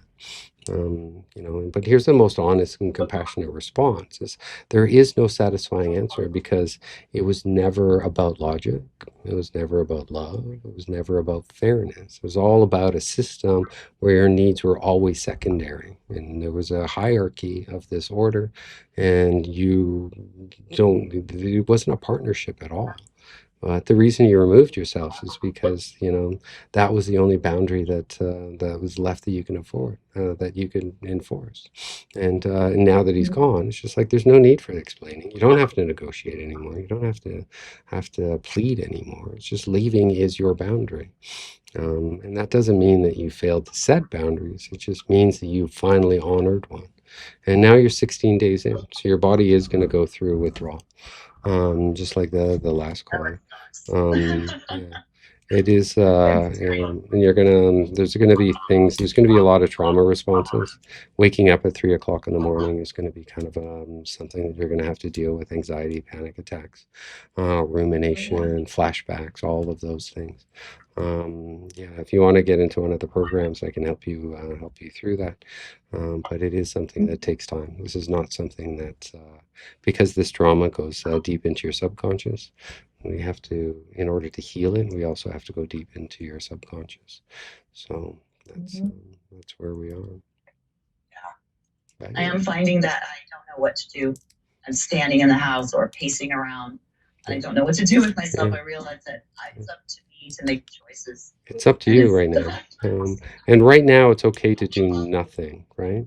Because here's the thing: it's just like, I don't do anything. I feel like I should be doing something. for the next little while, I wouldn't push too hard, because right now it's more about nervous system regulation than it is about, reclaiming your life. How long were you in the relationship for? 9 years. Yeah, okay. 9 years, 16 days. So like the next 6 months for sure are going to be really, really bad. But you will regulate. But find people that you can connect with, and and trauma-informed therapists and counselors and support people I can have a great really therapist. be good. Cool. Thank you. I You're appreciate welcome. that answer. You're welcome. All right. Yeah, if there's anything else that anyone wants to chime in on, I see Christine's on the camera, and uh, is it Delilah? How are you guys tonight? Oh, hey, Christine. Hi. Okay. Thanks to you, I'm doing much better. I'm 6 months out now. High I'm five. smiling a lot, and everybody's like, "You're so happy." Yeah.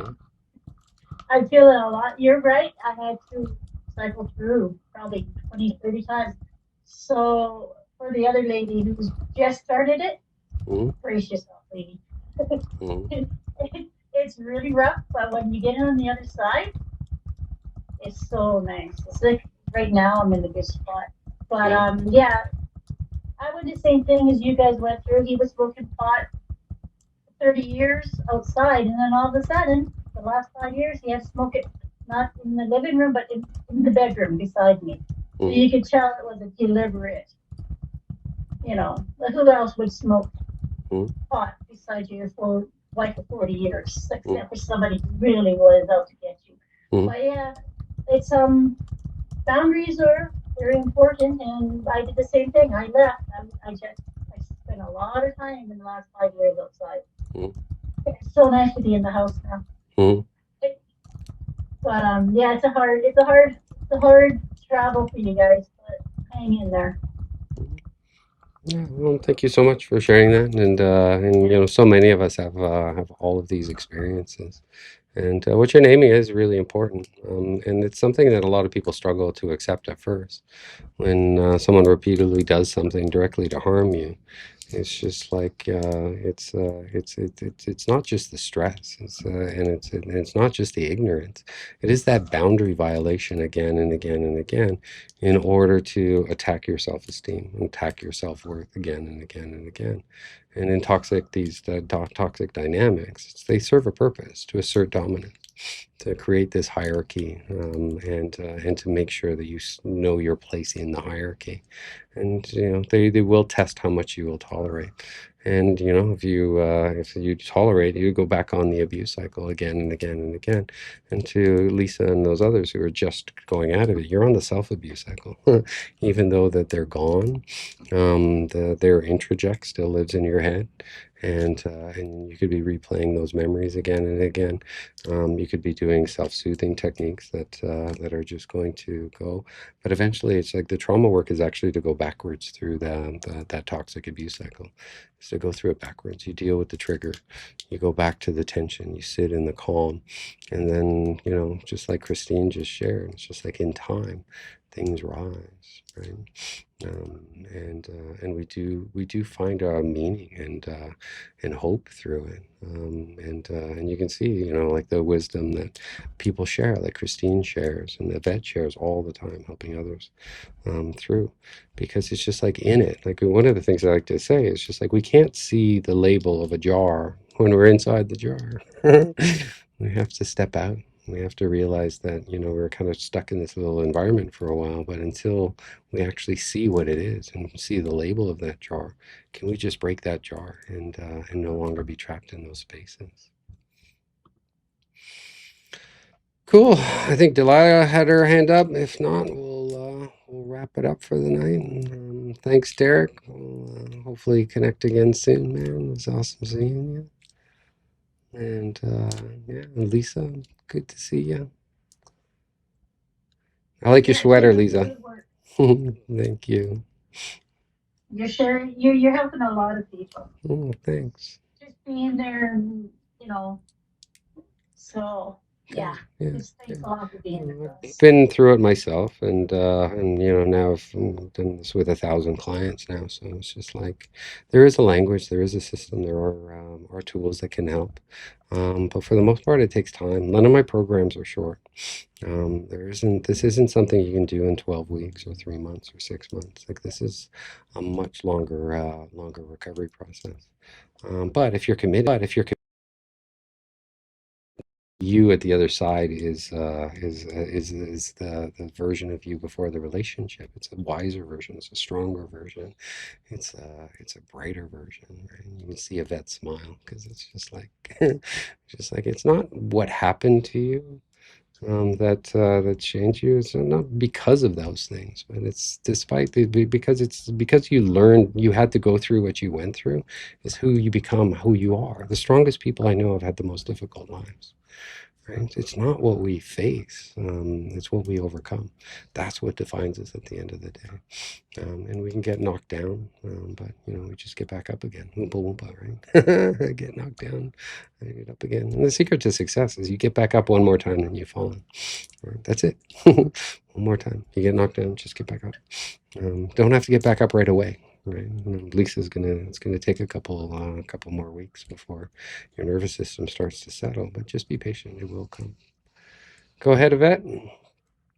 Once you fully heal and build boundaries, you become unbreakable to narcissists. Absolutely. A narcissist can try and break you, but they won't succeed because you built boundaries, you know their tricks, and the game to them then is no longer fun.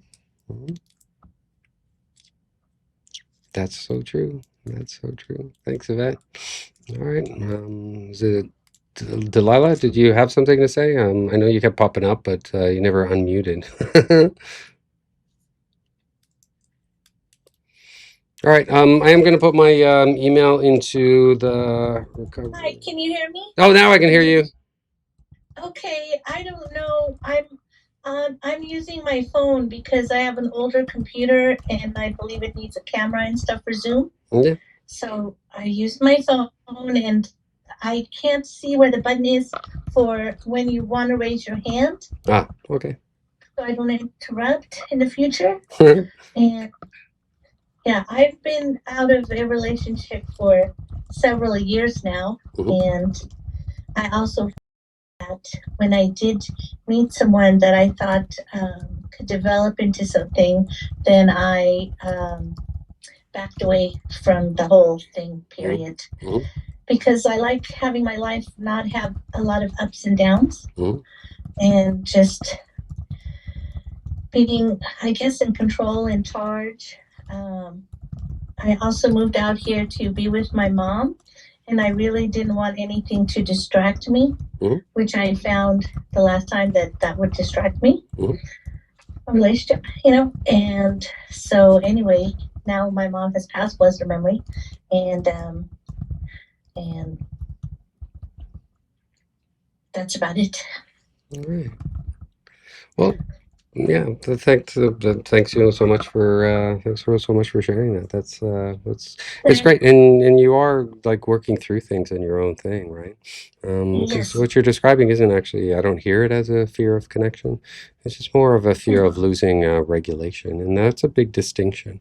That you're not looking to regulate somebody else to be whole. You're just looking for regulation first, and if somebody can fit into your world, then it's not like you're going to shut them out. Because you learn that closeness game. And a little bit of like not losing myself Yeah. when I'm in a relationship. Yeah.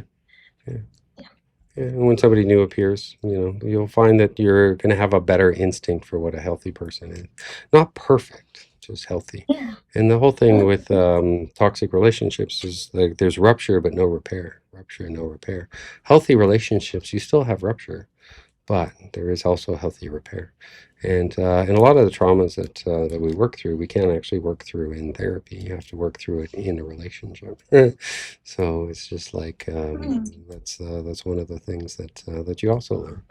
You know, and right now the question you're asking is, you know, will this disturb the calm that I've worked so hard to build? And if it does, then backing away is just like that's the right thing to do. And if it doesn't, if it helps you grow, if it helps you learn, then that's what it is, right? Yeah, that is a good distinction to make. Yeah, good. All right. Well, thank you so much, everyone else. We will be back again at the same time in 2 weeks. So look out for the email. I did put my email address in the link.